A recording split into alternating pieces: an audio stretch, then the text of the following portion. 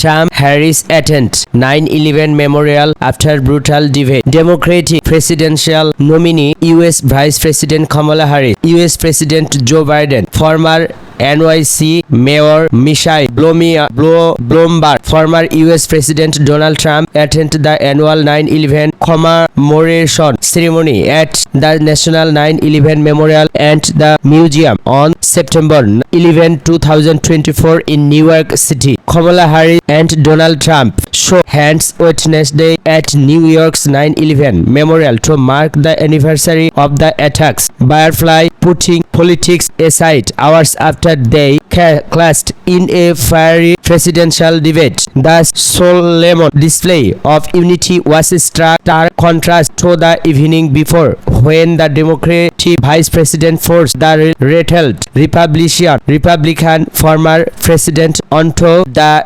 defensive in a brassy televised encounter. Any sense of harmony from the commemoration of the 2001 Al-Qaeda attacks is likely to be short-lived, with the US election still on a night with less than 8 weeks to go, despite polls showing a crushing debate for Harris.